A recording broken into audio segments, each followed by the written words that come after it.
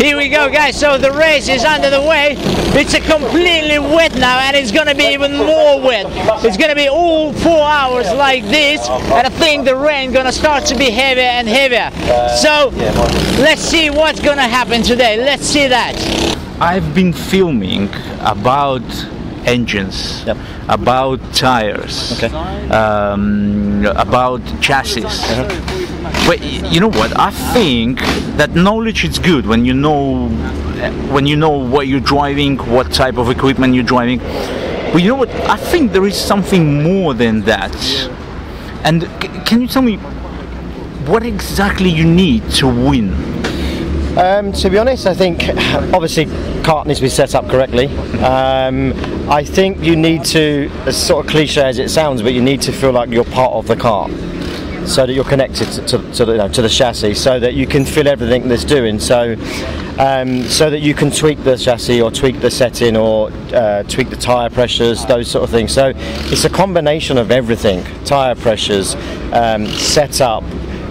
Driver style comes into it as well. You know, there's 32 karts here, I think, maybe. Most teams have at least 2 drivers. So especially in a 4-hour race, you've got to try and set the car up so it balances between the 3 drivers. But you'll always find that one driver prefers one setup over another. So honestly, it's a combination of everything. You know, if you could have a strong engines, but the kart not set up correctly, or vice versa. So you've got to get the balance right. When you getting inside of the car, like, what is your thoughts about? I mean, what is your thoughts? Are you feeling that you are ready? You prepared? Yeah, always. I think every time you get in the car, you obviously want to be the quickest out there, and you want to be as quick as you can go. But you're always mindful. You're always thinking about you know, the racing line and making sure you clip your apexes, braking point, making sure you're braking. You know, and you always think as well, though. I think every lap you turn, you're questioning: can I go faster? Can I brake later? Can I take that corner slightly deeper? So I think you're always the way I see it is if you feel 100% happy all the time, then I think maybe you're not trying so hard.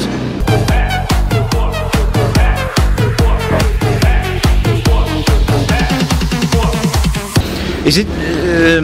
I mean, if you made the mistakes in endurance, and let's say you lost 7-5 places, would it be possible to catch up during the race? Yeah. So that's, again, I suppose that's the beauty of endurance racing. You know, it's not all lost. You know, in sprints, if you've come off or go wide or whatever, and there is hardly any difference between you and the guys in front, you know, you've got to make up that within that kind of distance. But yeah, endurance is completely different. You know, you can make that back, and you know, you've got an hour or however long your stint is to try and get that back. So, and again, your team can do that as well. But it's also the pit stops as a big thing as well. You know, pit stops, you know, you're trying to make maybe 5 seconds or 10 seconds on the track. It's phenomenal, you know, when it's so close. You know, when we've had teams within tenths of each other. But what a lot of people, I suppose, underestimate is the pit stop side. You know, trying to get that smooth pit stop, trying to get the, you know, obviously legally, but you know, trying to get that smooth handover from drivers, changing the lead, changing that kind of stuff. It all adds up, and it's so important. You know, and races can be won and lost on the. So you can lose a lot on the pit stop. Yeah. I mean, if you look in quali, the time difference between the whole grid sometimes is less than a second. You know what I mean, for the whole grid, maybe 1.5 seconds. But if you look in the pit stop times, providing people don't have issues, you could see almost a 30-second gap of difference in times. Wow. So, you know, I mean, that's the extremes. So 30 seconds is but a you've lot. got to, it's an absolutely huge amount. You know, trying to make that up on the track, it's phenomenal. So, you know, you could make up 20 seconds to your nearest rival and lose it in bits. It's that kind of thing as well. So, there's a lot can kind of go wrong in an endurance race, but you've got a lot to make up as well.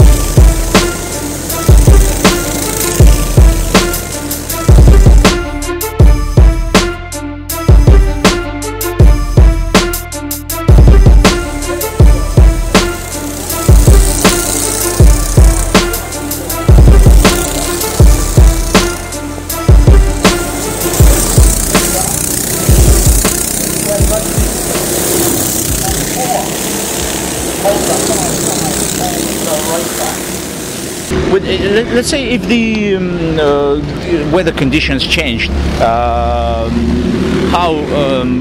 how quick team can react to the setup changes, or do you at all need to do any setup changes, or just a tire change? Obviously you get different teams, so if it's going to rain, you'll find a lot of teams almost having an in-between setup, so obviously whatever you change on that car minus the wheels is going to cost you time.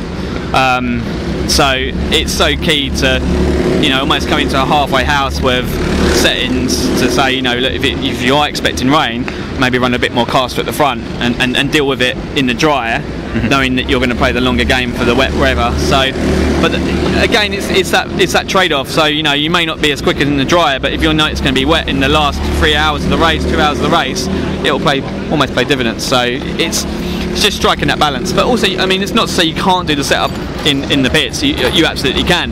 It's just that whether you want to spend the extra time, you know, going through it and making the changes. Yeah, or you spend your time changing setups, or you just go and do some laps. Yeah, exactly. Yeah, I mean, there's some cars or some drivers can get around any with setup, you know, to a degree. And I don't think, and I don't think that the setups is going to make you so quicker on a wet. I mean, maybe they will play 0.2 of a second the setup changes. Do you know what? Again, I suppose it depends on the conditions, and but in some cases we've seen some big, you know, almost half a second quicker. Just in setup alone. Wow. You know, from a full wet setup to a non-wet setup. Because you got caster, you got to bring the wheels out. You know, there's so much you can do, and there's so much time to be made. There is a big spectrum on setup as well. And one more thing, which I'm interested, because it's a team endurance, but did you have any experiences like someone done 4 hours by himself? We had a guy, Paul Allen, I think he was, and he pretty much did 3 hours and 30 minutes, I think. 3 hours? Yeah, on his own, just because he didn't have any other drivers at the time. But he still had to make a stops, isn't it? So you still have to make the minimum of 2 stops. So you'll come in, fill up, and then you'll run around the car, etc., and then you go off. But you do get it. I mean, there's no minimum or maximum amount of team numbers. Obviously, I think 3 or 2 is the kind of the safe bet. But yeah, it's completely up to you. But you do have it. It's just whether you can do 3.5 or 4 hours around Rye House. But I think 4 hours is quite exhausting. Yeah, with that, especially around Rye. Rye's a very, I'd say, it's quite a challenging track. It's quite underestimated, but it's quite bumpy in places as well. So. And it's a lot of corners. I can say that lots of corners, and the corners are not so easy. No. I mean, there is a very technical track. Yeah. You'll find with Rye. It's very technical. It's quite underestimated as a track, but it's very, very technical. Yeah, it's not the smoothest in some places as well. So. And you know, I have that thing when someone passes me, I feel really disconcentrated. I mean, the one driver passed me, and I feel that drivers behind me, they will pass me as well, and this is happening. Right. What is that? Is that mental preparation? Maybe, yeah, definitely. I find the best thing when you're racing, you know, a competitive field, is to not worry about what's going on behind you. Leave that down to the guy behind you. You know, just focus solely on your lap. I mean, obviously if you're defending against someone who's trying to overtake your position, you might spend a little bit of time altering your line maybe, but for the majority of the time just focus on yourself. Don't worry about who's behind you, don't worry about anything going on behind you. So just forward? Yeah, I mean, I try to never really look behind, you know. I think if someone quicker than you are, he gonna pass you. He'll come past, yeah, definitely. When I first started here, I was miles back. Our pace was terrible, so we were getting lapped, you know, every other lap it seemed like. But you can get stuck in a rut of worrying about getting out of everybody's way, you know, and it's only a matter of like a few tenths. But once you start focusing on your line and you drop a couple of tenths, you kind of pull yourself out of that danger zone, you know, where you're getting lapped, you're getting overtaken easily, and all of a sudden your lap times will drop massively because now you're focusing solely on your race, on your line. Do you know what I mean? Yeah, I think that's psychological, because I think as soon as someone gets past you, you got to stay, you know, stay focused. You got to. I mean, personally, when someone overtakes me, I try and then hook onto the back of them and follow them, because you're right. Because if you've got other carts behind you, you obviously don't want them to overtake you. So I think sometimes you can learn by following somebody else. Sometimes it's actually better just to stay calm, try not to worry too much or overdrive, because you do when you're chasing someone. Sometimes you can overdrive. Yeah. So I think it's just a case of trying to stay with them, learn where they may be quicker than you. Say if they're braking later, if they're turning earlier. So sometimes when you look from the outside, some karts look really fast. Yeah. When they're really dry, but sometimes they're not as fast. You get on the stopwatch.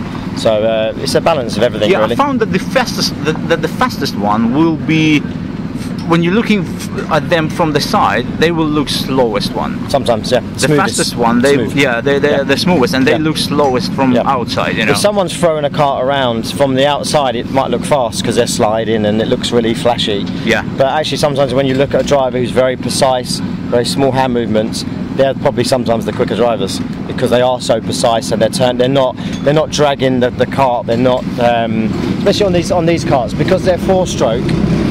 If you scrub off speed, if you slide too much, you scrub the speed off. Yeah. Whereas in a 2-stroke, you've got a bit more power out the corners, so you can perhaps get away with it a little bit more. But with these, you have to try and be smooth and precise.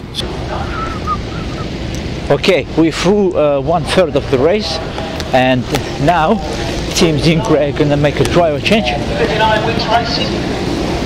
So I'm quickly going to show you that. Okay, let's go.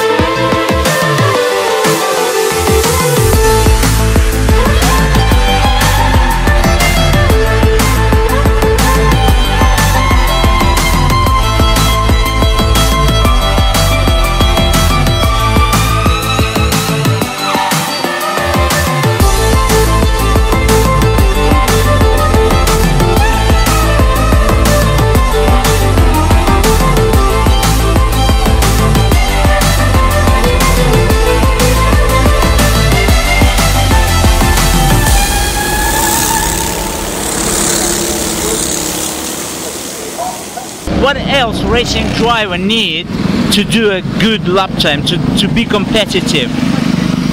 I mean, you've got it. It's the whole package, isn't it? So it's engines, it's chassis, and obviously the driver is the most fundamental piece of all. You know, you could have the best engines, the best chassis, but if you're not quite, you know, the right line and or maybe you haven't got quite the right ability, then you're always going to be a little bit off. But I think a lot of it's your mindset. I think, you know, you've got to watch other top racers, see what they're doing, and try and put it into practice. But let's say if you don't have opportunities to do setups, if you use the Copra cards, what the best way in Copra cards? You know, maybe it's a concentration, or maybe it's a mental preparation. Physical. Corporate carts, you know, when everyone's got the same machinery, it's about getting the best out of what you've got, because the cart might handle rubbish, but all of the carts will handle pretty much the same. So you just got to make the cart. You've got to, using your hand and feet inputs and the way you do the corner and the lines, you're going to make the cart do what you want it to do as best possible. You know, it takes a lot of practice. You know, you can use the brakes differently on the way into the corner is a big thing. Trailing the brakes in, sometimes some carts give you oversteer, some carts give you understeer. How you turn the wheel, it's all the very little things and all the minor details that, you know, you add together, and then that's how you do a corner quickly. And you can string all the corners together, and obviously you're going to be fast. What is your fault when you're getting into the car before the green flag? What is your fault? Like what are you thinking about? Like how are you preparing for that? As in, what are my faults? Faults. Sorry, not fault. Yeah, no. I think for me, it's just to be honest, just try to relax. You know, you don't need to put any pressure on yourself. You know, obviously fortunate here, I've done many starts. You kind of know which line you need to be on at the start. You know the opportunities where you need to look out for somebody. You just really need to have a clear head and keep the adrenaline kind of at bay a little bit and just kind of get into the zone, really. Yeah, I mean, I agree with that. I'd say that you don't really want to be thinking about anything in particular, because you always drive best when you're not trying to force it. You know, when you're relaxed and you know what you're doing, and you're just going through you're going through what you've practiced, and you're just making sure you're just executing it is when you drive best. So there's no point overthinking it. Often people overthink it, try too hard, overdrive. You know, going into corners too fast. You know, you might gain 2/10 on entry, but then you lose half a second on the exit. So, and when someone passes me, like I am feeling that the other driver is gonna pass me, and this is happening. How to be in these situations? How to put your brains to be concentrated on the one driver who overtook you, and don't let the other drivers to overtake you. I suppose in sprint race, it's more relevant to sprint racing. I suppose this is endurance racing, so. You know, we're not racing against, or at least for the first probably 2.5 hours, not racing against anyone. You're just trying to minimise time lost to the leaders, or just go as fast as you can for as long as you can. But in sprint racing, often that happens. You know, there's a train of carts, you get overtaken by one, and then often that creates a chain reaction. You'll get knocked back 2 or 3 or 4 positions. Yeah.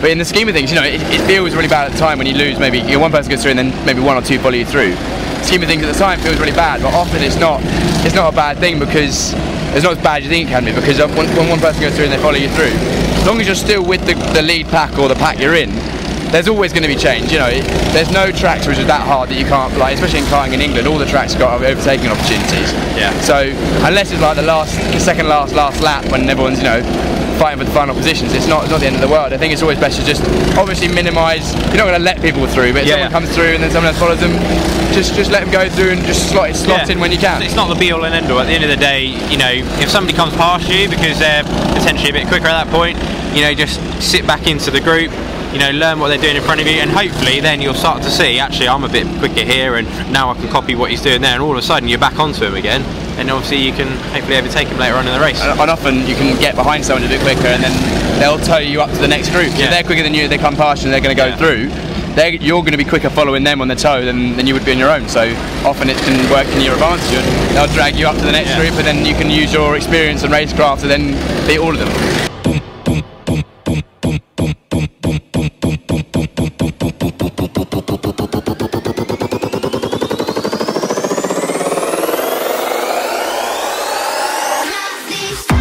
how to be confident during the racing. I've been filming about engines, about chassis, about racing line, about tires, you know. But you know, I feel like I'm missing a small bit, you know, and I think that bit is something more than just knowledge. It's that confidence thing you're talking about, is it? Yeah, well, I think this is the confidence. How do you get it? Yeah. Is that what you want to know? Yeah. Well, just let me know what that bit can be. Is that confidence? Is that something psychological, something mental? Yeah, I think it's a bit of all of that. I think it's a bit of all of that. Yeah, and when things are going well, when the kart's running well, or when it's not, maybe not raining, and you put the kart into a corner and it come out and it's fine. So look, I'm doing my project on the Copra carts, yes? Yeah. So actually I can't set up my car, you know? Right. And when I'm getting in a car, I have to go with the car, which I have. Yeah. What can you suggest if car doesn't, let's say if this setup doesn't suit to you? What can you suggest in that case? Well, you're pretty much stuffed, aren't you? Because you've got no chance to alter it, haven't you? Have you? You either take it back in and say the kart's no good, or you go with it and make the best of it. Listen, can you tell me about these weather conditions? How difficult to drive? Hard. Yeah. Yeah, it's really hard. It's, because I've never driven on the wet tires. yeah. Where is the difference? But it's like it grips a lot later than on like slicks. So often. But do you still taking wide line? Yeah, wide line. I take a wide line. I try and just be quite wide, but sometimes it's not. You've got to try and find the fastest bit. Sometimes it's on the wet line, wider. When you starting the race, yeah. When you're getting in the car, what you thinking about? Well, you're thinking about concentrating. You're thinking about not crashing. You're thinking about bringing it home, because in this endurance thing, it's not about winning necessarily. It's about bringing it home and trying to get as many laps as possible. How to concentrate in these conditions? You just have to be switched on. It's the moment you try and push it too much is when you could spin. So I think just keeping your cool, and just keeping not on your lines, and just trying to be consistent is all I'm trying to be out there. It's just trying not to spin and keep it on the track really. So the important thing, cool and consistency. Yeah, and keep it calm. The moment you get a bit excited when you can overtake someone, a bit more in. So even if someone overtake you, still try to stay calm and keep following. Yeah. And if you try too hard, it's where you spin. I find you just have to try and keep it on the track, because spinning you're going to lose a lot more time than just taking it a bit more easy. But that's where you're quick though, isn't it? When you're on the edge.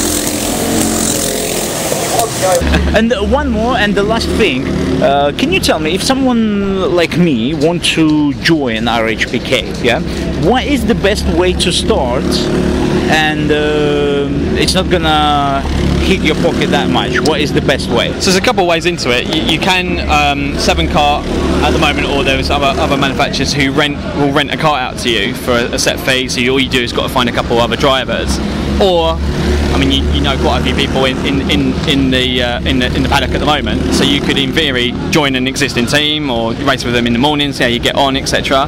But yeah, I mean, there's loads of different ways to get into it. It's whether you want to buy your own kart, whether you want to see how you feel with a rental kart for it, and which is all prepped, etc. It depends on how much you want to get into it. A lot of the guys here will come down on a day. They start in the Senna Cup, which is the kind of the series that's going on at the moment, and in the corporates. And then what they'll do is they'll spend a bit of time here, they'll wander over and meet some people, and then it kind of rolls on from there. A lot of these guys are from this cup, you know. I'd say pretty much, you know, at least a quarter, if not more, maybe half, I'd say. So if someone wants to rent the kart from 7 Kart, you said, yes? Where possible to find that information? Do you have it on your website? So it will be on our website. Rob Nurse is the person to speak to from 7 Kart. So you can speak to him. I'd say other chassis manufacturers do it as well, so you could in theory to borrow almost like a complete package from them. What they'll do, they'll give you a set price. You turn up for the day with your drivers, they'll prep it for you, they'll get everything ready, they'll give you an overview of the day, etc., and they'll stand by you. So yeah, it's a nice way of rather than being thrown at the deep end with a completely foreign car, it's a nice way to kind of almost be on very equal machinery as well to the rest of the paddock. So if I leave RHPK website on my channel in the details below, people can find that information there. Yeah. So guys, I'll leave all the details in the description down below, so you can click it and you will find all the information. 5th place on the debut, HP Racing.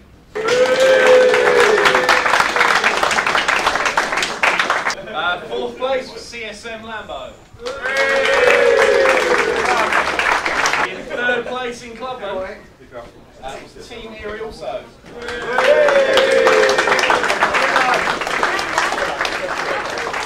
2nd place was March Racing.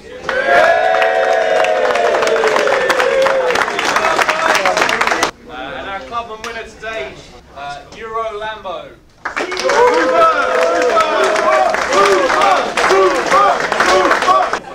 5th place in Supers was superb drive. Really, really good driving all day. Team Jack.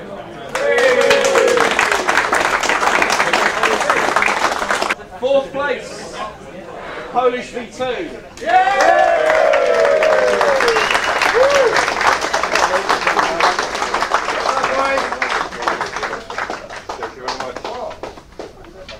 Third place, car number 6, Spectre Racing.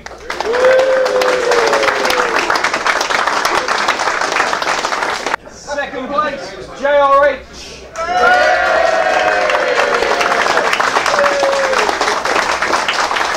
And today's winners, 280 laps completed. Car number 1, Helicopter Service.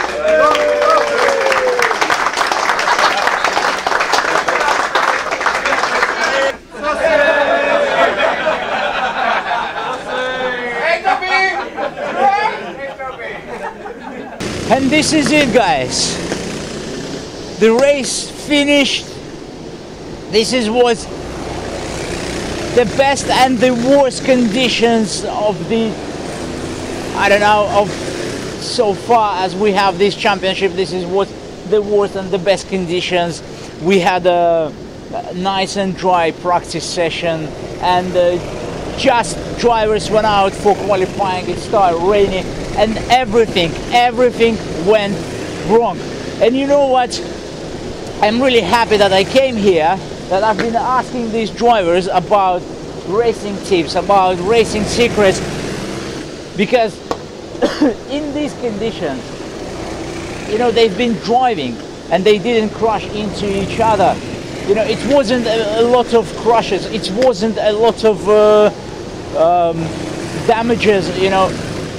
So the drivers was driving really, I would say, more than professionals, you know. So And in these conditions, when I've been watching the drivers, when I've been filming them, seriously, I found that bit which is missing in my racing driving, because when you look at these drivers, when you look at them in these conditions, you see how concentrated they are, how they want to win, you know. We had lots of teams where the engines cut off. The teams in Grey engine cut off just 10 minutes before the race finished. 10 minutes before the race finished, they had an engine problem. And you know what? These guys packing up now, and they're ready for the next race. They're ready to win the next race. This is how should be racing driver. So, guys, this is it for today. I'm gonna finish in this nice and beautiful English weather here at Rye House. I'm finishing my week number 2. Everyone there is packing up and they're going home. I'm gonna do exactly the same, and it doesn't matter if it's gonna be rainy or sunshine. We're just gonna go ahead. See ya!